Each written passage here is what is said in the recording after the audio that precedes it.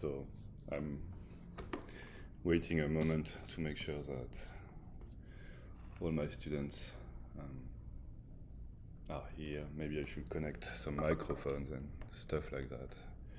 I don't know if you can hear me well or not. Can you all hear me well?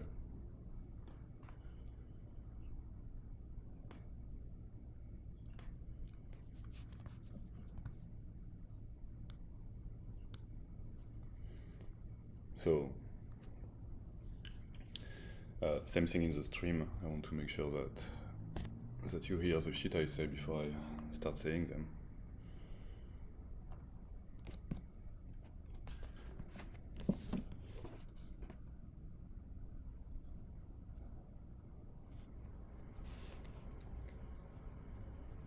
So I want to talk a bit about symbolism in illustration. Wait.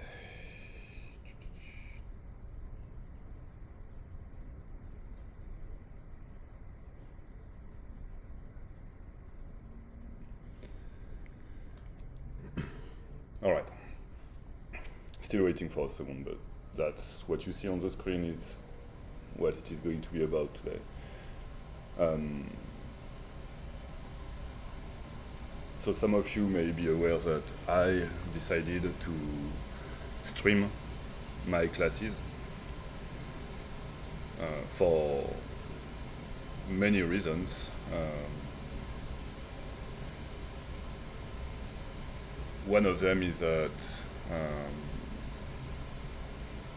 that's an opportunity for me to record my content a bit, and therefore my students can go back and rewatch the videos, rewatch the stream.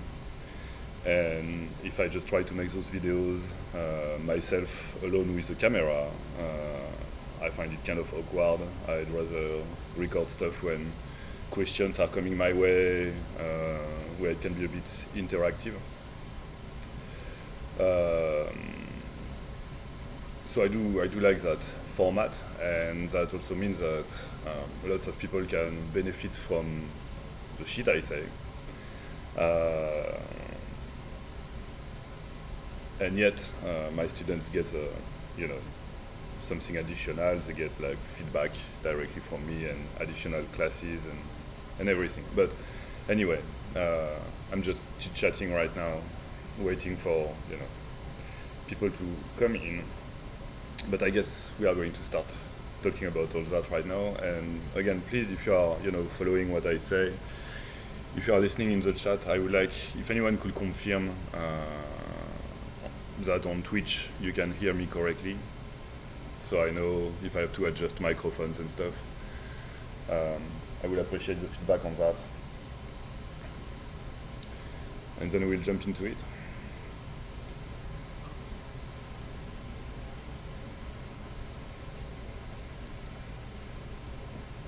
Okay. Thank you all. Perfect. And welcome. So again, I have 3 monitors in front of me. One of them where I have some settings, one with Photoshop, one with the stream and the chat and everything. So if you see my eyes going crazy, it's not that I am actually losing it or trying to summon some weird forces. It's just that I'm switching from monitors to monitors. And I tend to look this way when I'm talking to the chat, so be aware of this, or not. So yeah, one of the most important class I think I teach when it comes to illustration is the class about symbolism. I have an important class about storytelling that I connect to the composition class. To the compositions class, there are several classes about composition. Storytelling is connected to composition, it's connected to symbolism. I will sound a bit nuts, but everything is connected.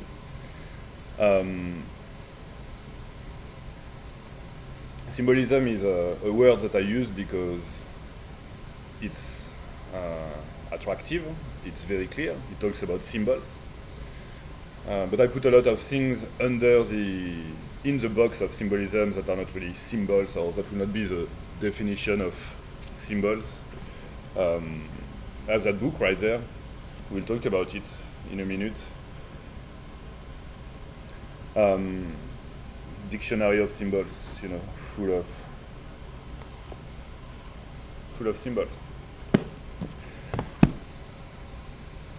In illustration, you tend to tell a story or a moment in a story. And even if you don't tell the story, you tell us that there is one. You share with us a moment that is fixated in a 2D surface, whether it's digital or traditional. Illustration is I think it's an art form for people with stories to tell. Stories that they want to tell themselves. Stories that can sometimes be about other people's stories. So when I do a book cover,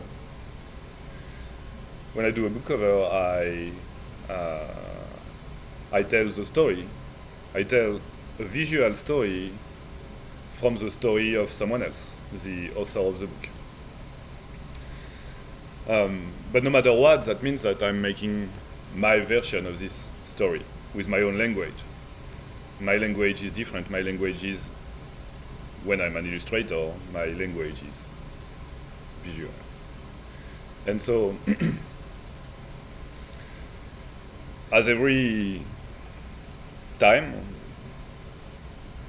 that you decide to tell a story, again, just to expand on what I was saying, sometimes I also do a lot of illustrations for myself, which most artists tend to refer to that as their personal work. That's a topic in itself. I do think that even my work for clients, most of the time, is personal, because the clients call me, not someone else, to do a job for them. So what they want is my personal input. So I don't like the idea of professional opposed to personal work. I think ideally all my work, all your work, should be personal. But I guess that's the most simple way we have found to talk about the difference between what we do for clients or what we do for ourselves, with nobody placing any kind of expectations or monetary relationship in the deal. And so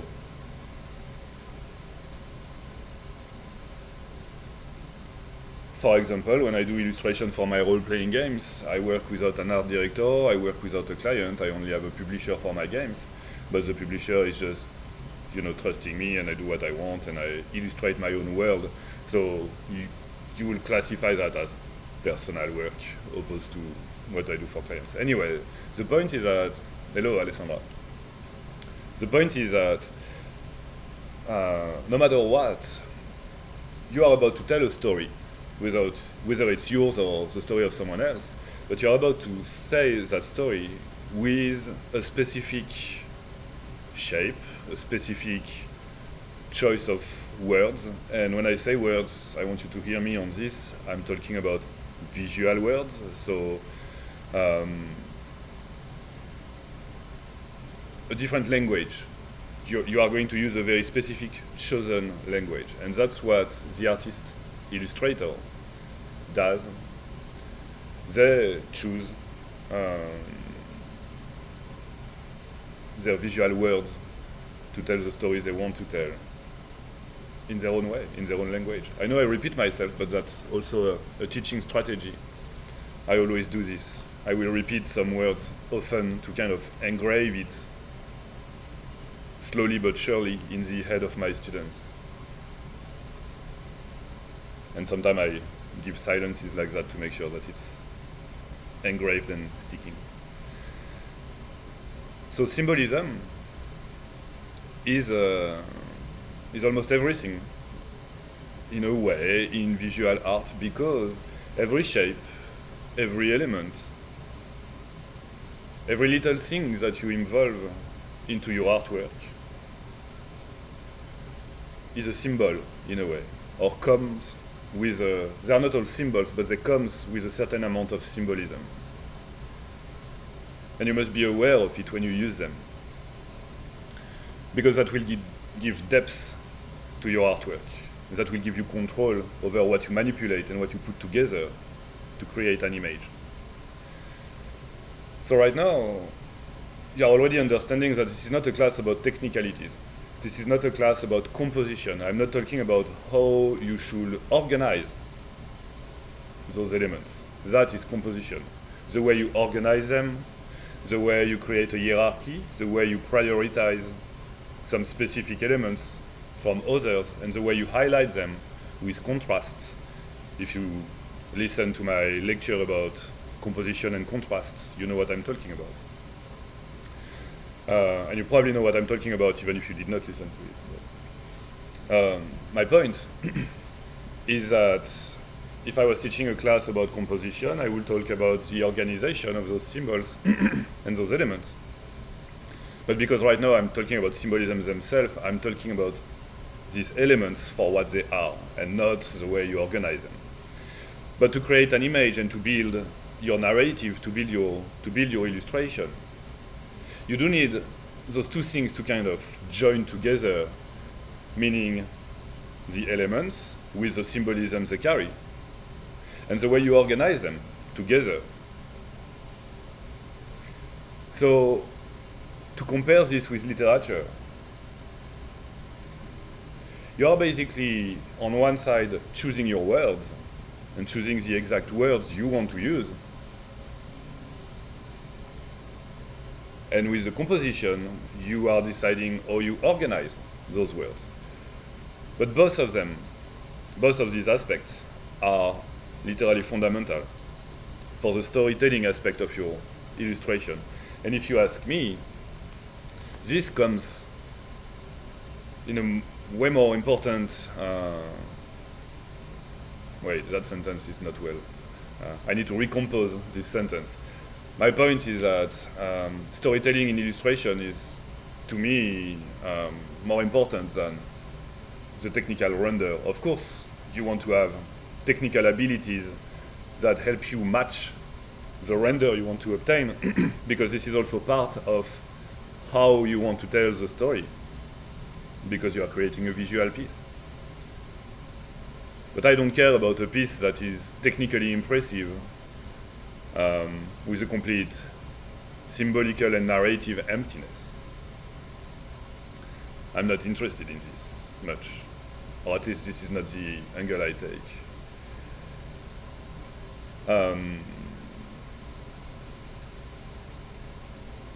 So yeah, I mean, what I just explained right now is already a big chunk of things to think about, because I know that most of my students who are really starting to just sharpen their blades, see the symbol right there, sharpen their blades when it comes to illustration. Most of you, my students, don't really, even if you may have an idea of what I'm talking about, you did not really assess it technically as a process that is actually practically at play. But when you acknowledge this, when you understand this, it makes you approach your work in a way that, in a sense, is more connected. I do think that you will connect more with your work when you start to care about every aspect and elements that comes into the picture, every shape, every element, and it's. I'm going to start talking about concrete and practical things, and I'm going to show you some examples. Again, I will show you some examples from my work, because I'm obviously an artist and I share my work. I'm not going to make in-class demonstration using the work of someone else. I will feel that it's problematic. And at the same time, I always insist to my students, for my students to always look in every direction. There are so many type of arts and so many visual styles and so many things to explore. But the things I'm talking about in class is not attached to a specific style. The things I'm saying right now apply to however you work, really. You know, visual elements and the symbolism attached to those elements. Does not matter if you are working with line work or just in black and white or photo bashing a lot or not at all or using 3D, or it does not matter. In fact, it even works with probably music and writing and everything.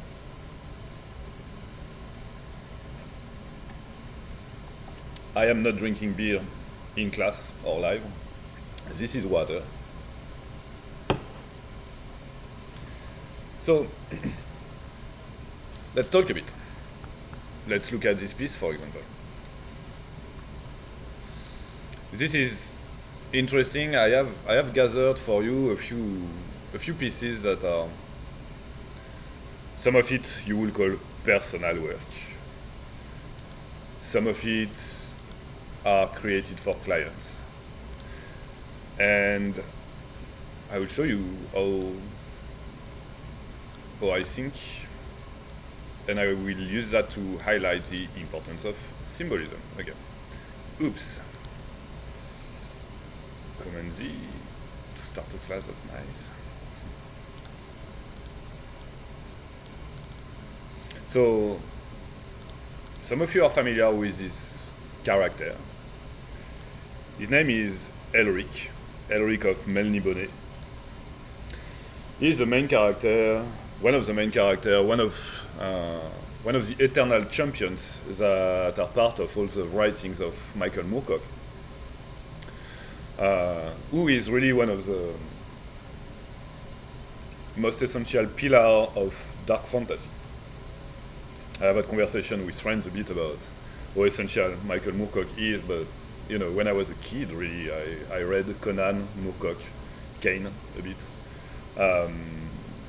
Elric always stood out to me because he's so out of all the fantasy cliché, and in fact it's a sinister, darkened, tragic character who has a history of violence that he's trying to leave behind, suffering from addiction.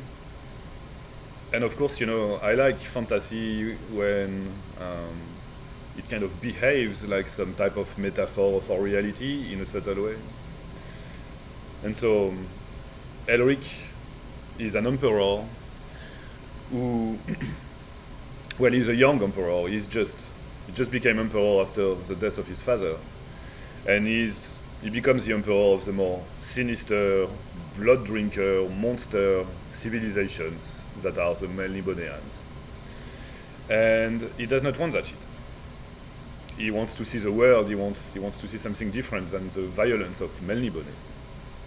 This completely decadent, again, bloodthirsty kind of human vampires. And basically, he has an addiction. He needs some specific drugs to survive, or else he gets too weak and dies. He's also an albino.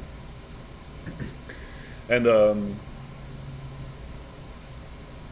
he encountered really soon in the book, see, I'm telling you a bit of a story, but he encounters a sword which is invested by the soul of the demon Ariok, god of chaos. And that sword, again, has a soul, and that sword feeds on the soul of the people it kills. And therefore, it is able to provide Elric with enough strength to survive without the herbs and the drug that Elric takes to survive. So, Elric starts a story of codependency with his sword that allows him to survive, to a point where, in a moment of frenzy, and this is sinister, and you know, I hope there is not too many sensitive souls listening to what I'm talking about, but he ends up straight up impaling the woman he loves, who is called Simoril. and he kills her. He does not want to. The swords take over, kills her, and feed on Simoril and give more strength to Elric. So I have heard sometimes some very simplified, understanding of that, and people talking about, and this is a heavy topic, of course, but talking about, violence from men to women and conjugal violence and everything. But what is really at play in this is more like some kind of Shakespearean tragedy where the hero is swallowed into his own fate and ends up triggering a tragedy by being placed in that moment where the swords that helps him survive is kind of acting jealous and get rid of the only thing that Elric truly loved. And so there is a complete, not sacrifice, because it's not a will of Elric, but there is that moment where everything collapses, and that triggers the departure of Elric to leave the Empire, to leave everything, and try to start a new life far away from all this, and discovers the world and everything. Anyway, as you can tell, this is a very heavy and charged story, and I don't want to spend too much time on this. But it's important for me to tell you this story so you understand what is at play when I have to illustrate it. And this is an image. Sorry, anytime I say some stuff that is going to be stupid, I lose my voice, so here we are. So this was a special illustration made for a special edition of the books, the comic books. And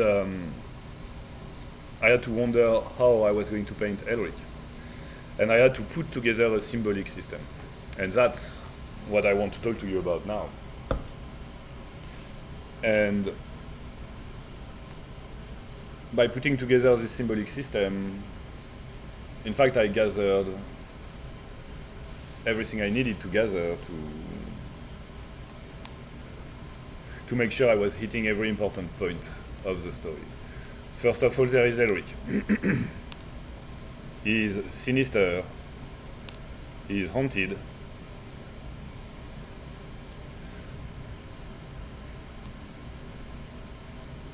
albino, he looks straight up like a corpse. Long white hair, like is described in the books. So, first is Elric. Then, I wanted to talk about, obviously, the fact that he's an emperor and that he's about to give that up. And here is the crown that he has in his hand, almost in a posture as if he's about to let it go. He's standing on a staircase, as if he's also about to let himself go. He's definitely coming down, he's leaving whatever is happening in the back. And the way I paint in the background is the way Melny Bonnet is sometimes described, with those dark spires rising to the sky. But as you can tell, I did not want to I did not want to just put too much details on it, I just wanted to suggest it. All those verticalities in the back. The image is not straight. It's a bit, I'm talking about composition right now, and not just symbolism. The image has a little bit of a twist because the character is in that moment where things can go one way or the other. He's so shocked that he's kind of, not even able to walk completely straight. Because as you can tell, something just happened. And in that image, there is only one really prevalent color. It is the blood. The blood that is on the blade, and it's on him because he's guilty. Is the reason why those things happened. So he's carrying his fate. He's literally carrying his fate. He's carrying it in this hand and in this hand. The empire that he's going to give up, and the sword that is the trigger for everything. And so we are talking about symbols right there. I'm using a lot of symbols. I'm using the staircase. So it's not an ascension, it's a descension. He's descending, dismissing himself almost. The sword that he's almost trying to hide in the back. So there's a symbol with that as well. The circle that he usually, the crown that he usually wears, that is about to let go. That crown has 2 dragon wings on it because Melniboné is also a place where they master dragons. So that's why there are 2 little dragon wings attached to it. He is both half naked and vulnerable, and at the same time, there is nowhere in the books where Elric is described with a piece of armor that is kind of at his neck like this. But I wanted this. I wanted that symbol once again of him being like taken to the throat, literally. He's a prisoner of his own fate.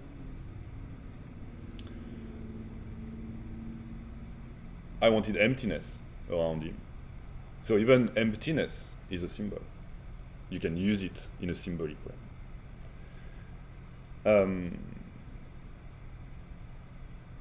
That's it. It's a simple image. And that's also something that is important in symbolism, is that you don't want to oversaturate your work with them. You want to prioritize and you want to get to the point sometimes, often. So I'm using the blood for the tragedy. I'm using the crown. I'm using the sword. I'm using the fact that he's vulnerable but taken to the neck. I'm using the staircase. And I'm using the verticals in the back. All these are symbols, or elements that are charged with heavy symbols to tell that moment. There is one thing that is not mentioned, and again, I'm sorry, this is heavy what I'm talking about, but this is a heavy story, this is literally a tragedy. There is one thing that is not visible in the picture. It is Simoril. I did not want to make an image that was lacking subtlety and go into some kind of stuff that is gory with Simoril dead in the back and the cousin Hirkun like being happy because he's going to now reign over the empire. I didn't want to get there. I did not want to charge my image with some things that were not so necessary. So I wanted to make it as simple as I wanted, with still as much symbolic charge as I could. So Simoril is not in there. There is her blood on Elric himself and on the blade, but she's not visible in the image. But what is interesting is that I named this piece, so even the titles are important in a way, just for people who are curious about titles of artworks and things like that. I named this piece Simoril's Dream.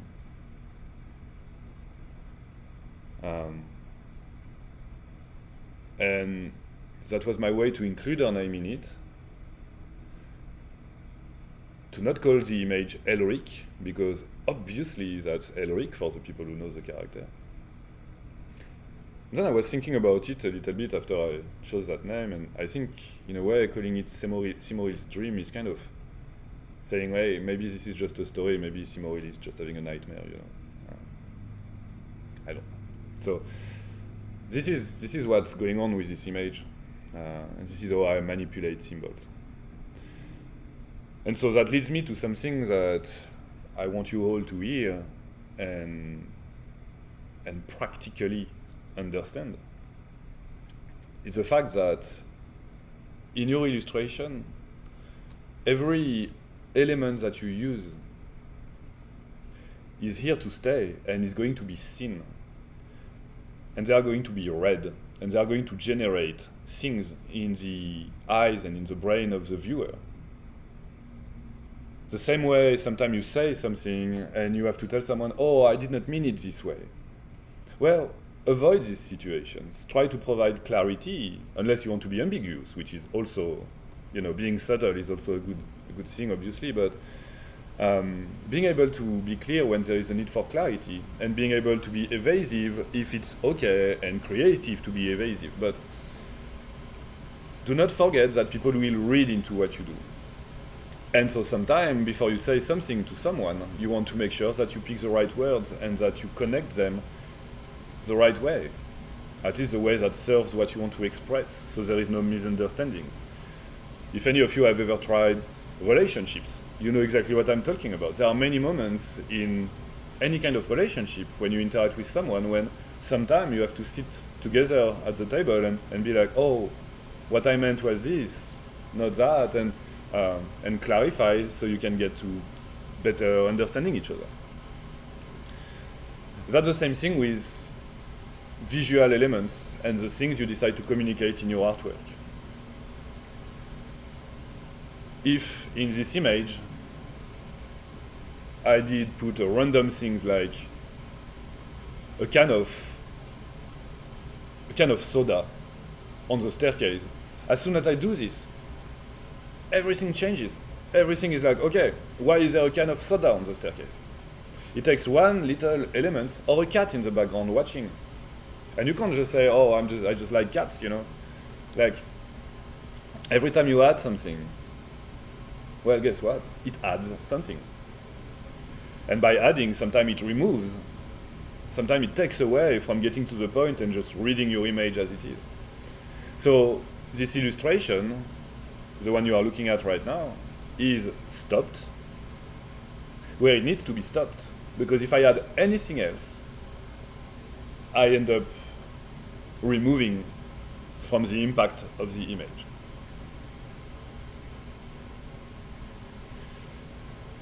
I don't know, Alessandra, I see you with that strange background noise. Does the background noise have a French accent? I also have my, it's winter, so I have my air conditioning that is running in the back, so you may hear that sometime. As long as you hear what I say, I think that's what matters. I have other pieces I wanted to share with you. But before this, I have just a couple sketches that I originally made for this Elric piece, where at this moment I did not know if I wanted him standing or sitting.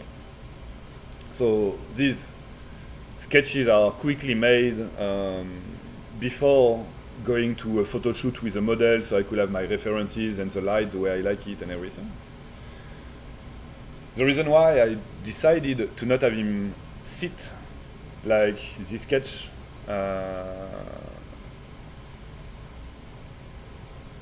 okay, thanks for the feedback.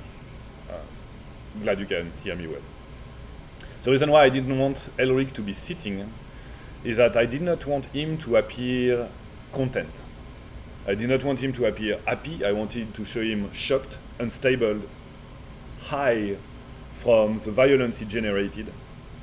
I wanted him on the edge, you know. I didn't want him to sit as if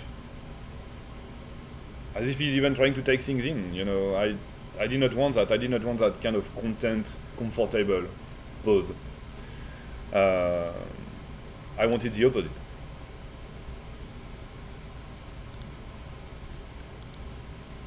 In this one, I wanted him to be just completely his brain is out, you know, he's phasing out. But yeah, that's what I ended up with. But so even the pose is charged with symbolism. You do not bring the same narrative if he's sitting and content on his imperial throne than you would with him standing like I painted him. It's a narrative decision based on what the pose symbolizes. Other pieces, but you know, I said pretty much everything I wanted to say when it comes to the lecture itself. I'm just going to give you examples now, but in the lecture itself, we are really talking about every element that you put together, because you must put those elements together in your narrative system, in your composition system, every element comes with signification. And before I show you some other examples, I kind of want to invite you to think about a little, like some little things like this. Like if I ask you, like I asked in class the other day, what are for you symbols of the night? What are symbols of nature? What are symbols of peace? What are symbols of threat? I want you to think about that.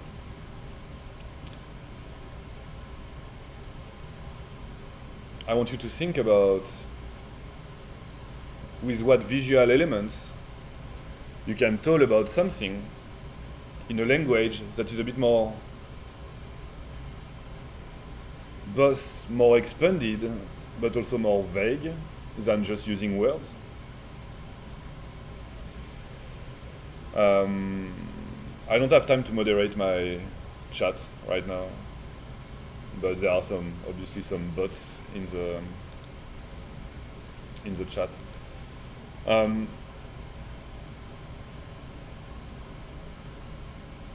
don't remember what I was saying.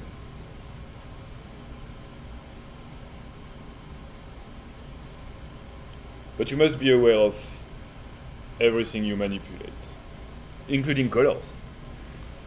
Including colors. We could be very cliche and say that green is the color of nature, blue is the color of the sky and the color of peace, and blood is the color of,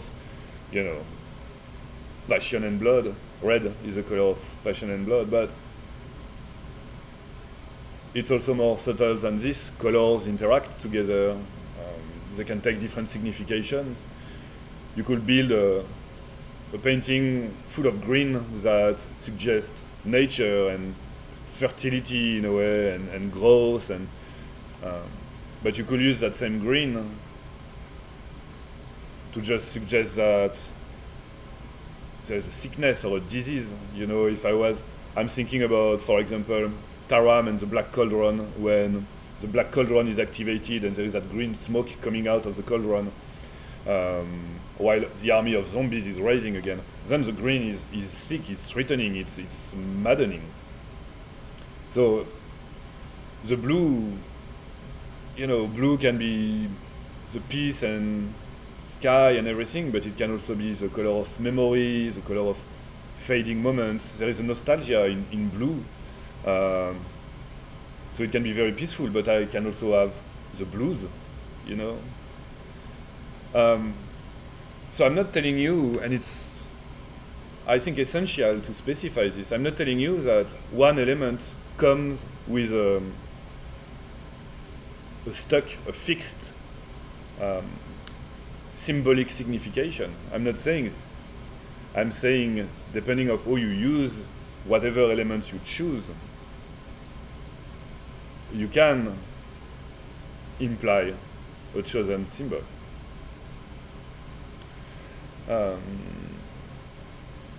I wanted to pop in and say I absolutely adore your art every time I see it. Well, thank you. That's very sweet and welcome. So I'm calling on artists and on my students, people who want to learn from me. One thing I really am calling for, it's for you to realize that you can do magic. You can do visual magic. You can put together elements in a way that creates sense and will touch people in a certain way.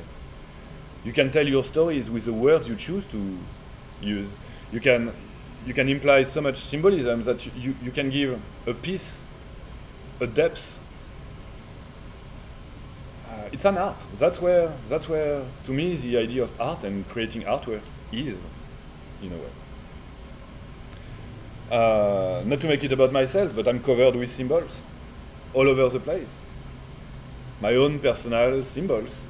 Some symbols that are very universal and some of them that have my own interpretation on them, and they make sense to me. They remind me of a moment in my life. They are, I'm not going to start talking about tattoos too much, but that's what I do. Even when I tattoo, I only accept to tattoo symbols. I don't tattoo like fancy stuff or anything. I just tattoo symbols.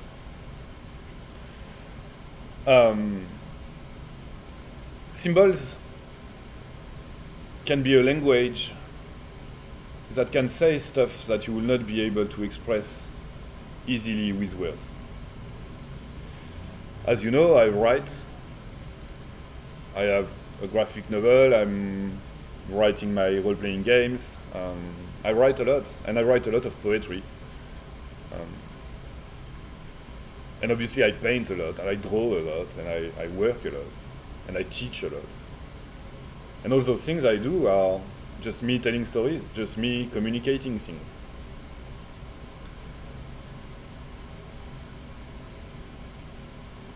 And sometimes I can communicate something better with words, and I will write.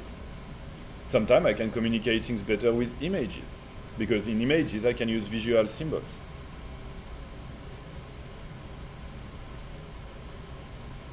It's like choosing the right language to try to express things the best you can. Sometimes people ask me if I think in French or if I think in English.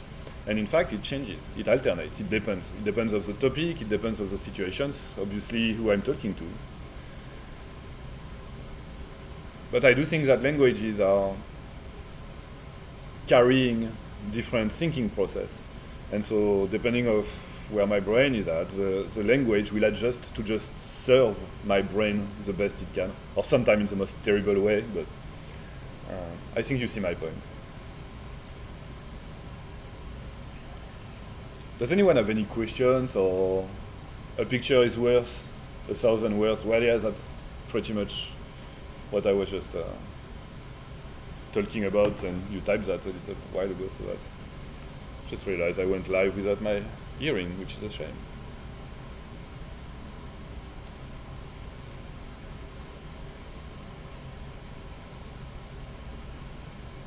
It will be like going live with a mustache that is poorly dressed. We will not want that, would we?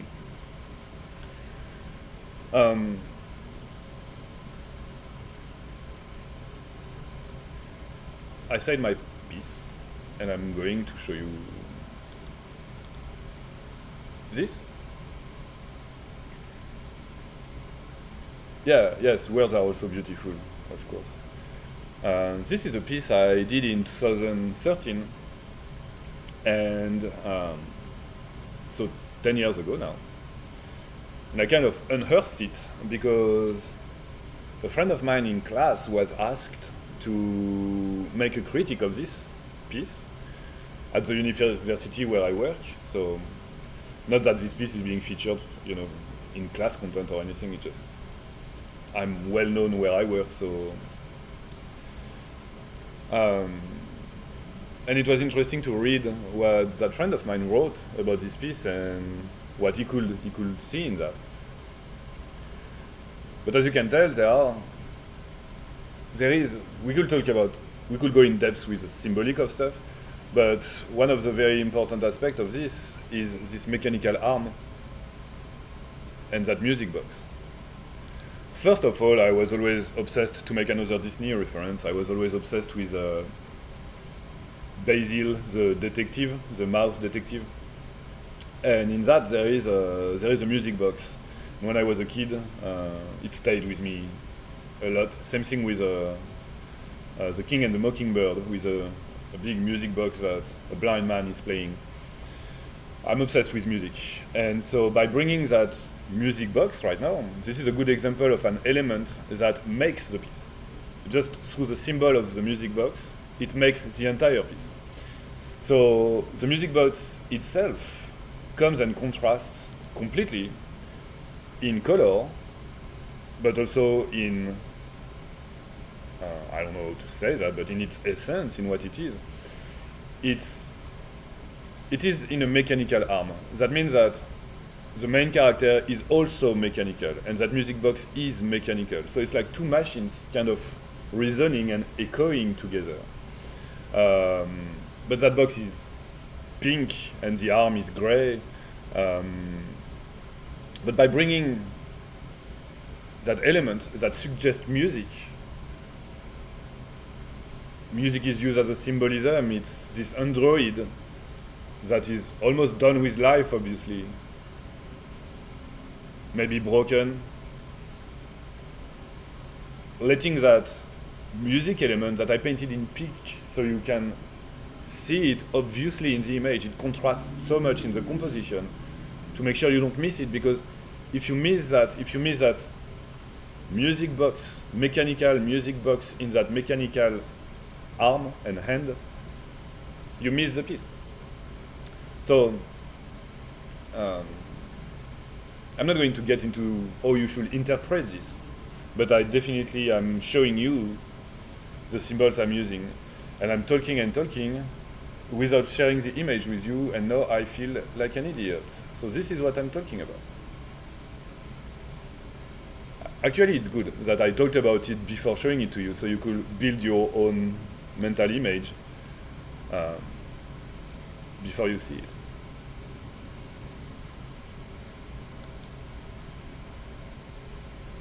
I do that in class sometimes, not forgetting to share my screen, but instead of showing visual elements that are already providing the image, I tend to do what a non-illustrated book will do, and I try to use language to talk about visual things, so students can, their brain activates the effort of visualizing, which is a muscle that every artist wants to cherish. Yeah, so this is a visual I was talking about with the mechanical pink box. Then later, at the beginning of this year, I created this, which, if anyone knows me well, you know that I do not have a belief system. That's another, that's a bit personal, but that's important if we are talking about symbolism. I want to stress the fact that I write here manipulate symbol, but I'm not a believer. I don't believe in anything. I'm not a religious person. And so, but using religious symbols in a piece that is not, it's not pro-religion at all, actually. That would be a misunderstanding of the piece. But this is literally a naked woman raising from the ground like a witch, but surrounded by crosses that are almost activated like a warning, like, oh my God, what's going on, So I am once again here actively playing with symbols.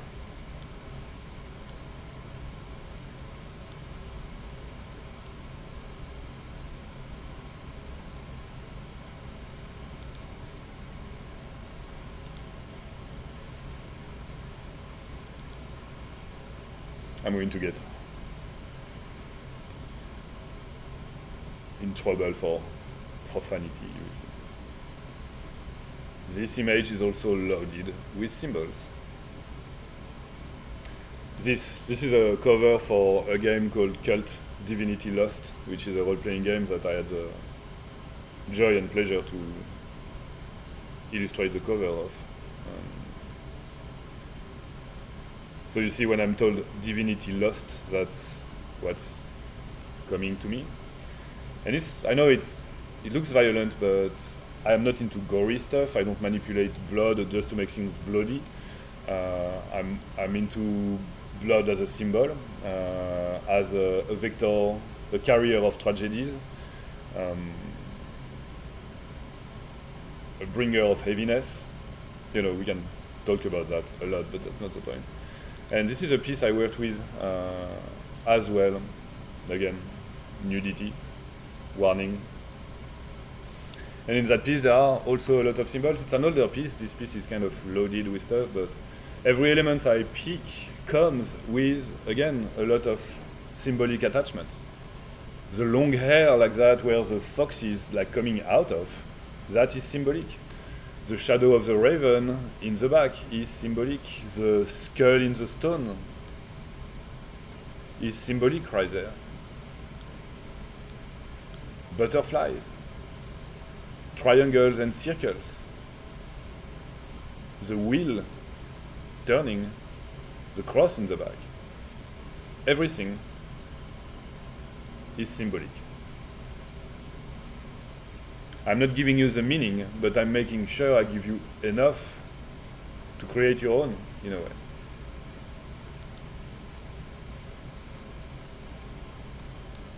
That's pretty much it, you know. I think you get the idea. So get yourself the dictionary of symbols. Pay attention to what movie makers do and why they do the things they do. There are so many masterpieces of cinema that are carrying so much symbols. You know, it's a good idea to think about it this way. Like no movie director is just filming the actors playing with whatever comes into the frame. No, everything that is put together in a scene is here for a reason. Same thing when you play a video game. If you are in a scene with, I don't know, think about Cyberpunk, for example, where there is that cat that is popping up sometimes. And it's a specific cat, it's a sphinx. It's kind of in Egyptian mythology, and I may say things that are completely interpreted and not accurate, but I do think that it is a symbol of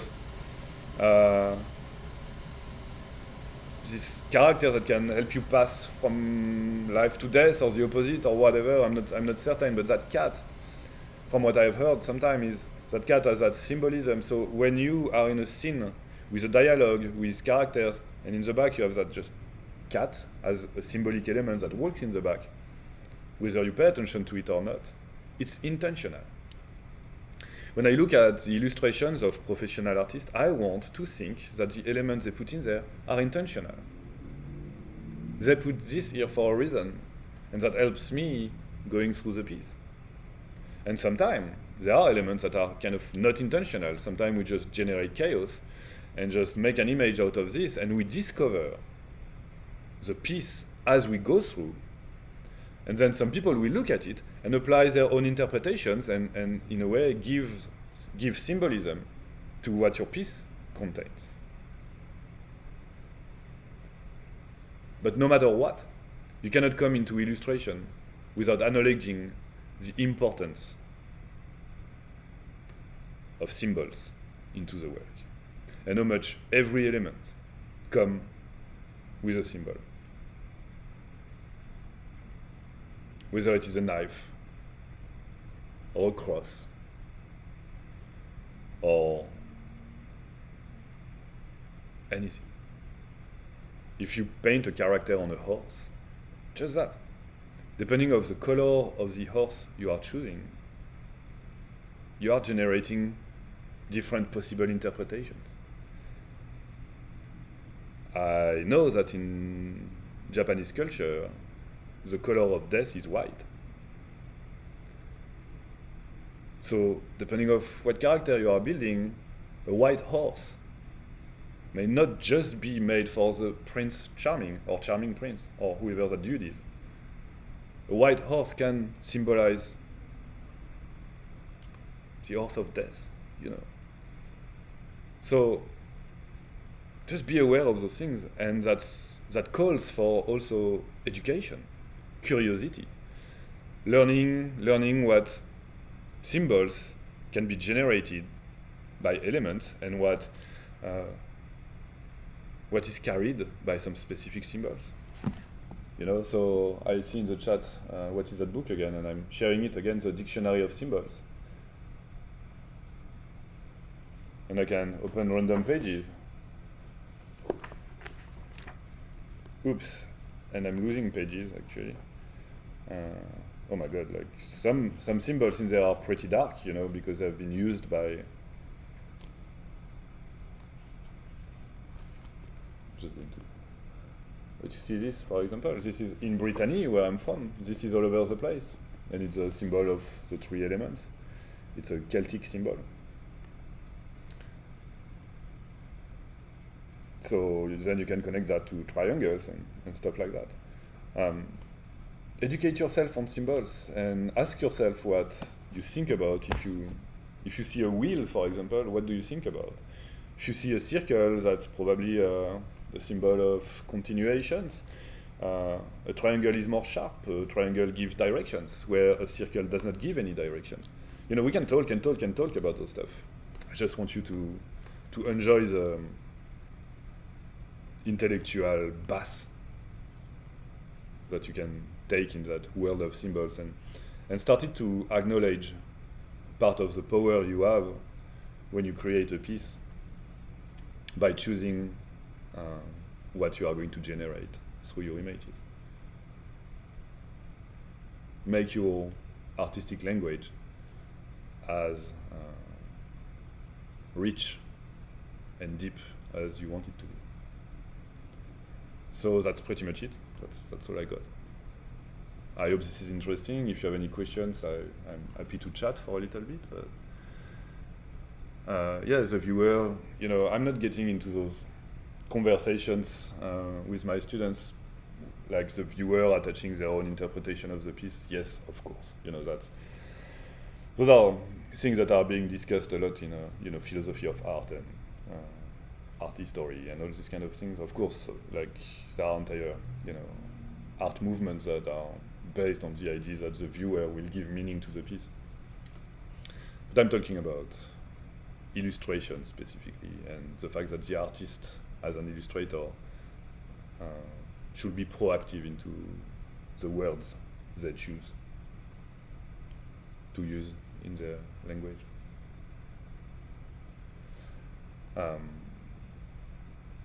Yeah, I see some of my students asking questions.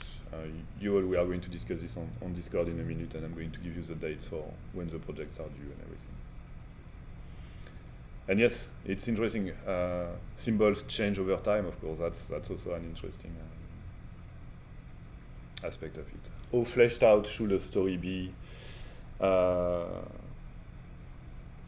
As far as your images go in your illustrations, you don't have to tell an entire story in one image. I like to suggest past and put it on tracks for the future. That's kind of what I like to do, you know. I always tell my students, if you paint a character, just the face of a character with not much facial expression, as soon as you add a scar on the face, you are suggesting that the character has a heavy past and that the wound have healed. Just by doing this, just by this little detail that you add. Just one example of all the things you can do to suggest the past of a character, to suggest a moment, to suggest everything that happened before your illustration. And as soon as you suggest the past, you start to include the piece into temporality, and as soon as you do this, it implies that there will be a future. All right, thanks for joining.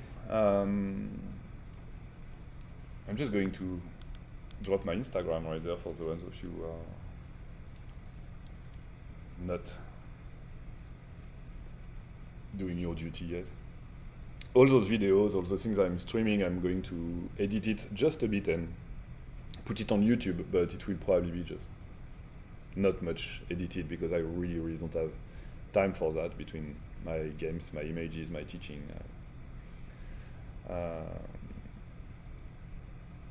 Yes, so I have two Discords. I have one Discord that is specifically for students, where I'm, working with my students, and I have a Discord that is open to everyone.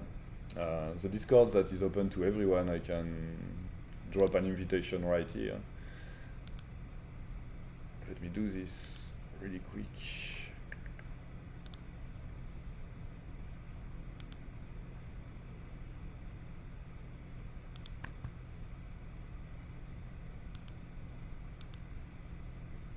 Alright, you should be able to step into my Discord. Just be aware that this Discord server has no filter when it comes to language and bullshit, and it's a place where, dark art, game, and cats, and bad language, So just be aware of it.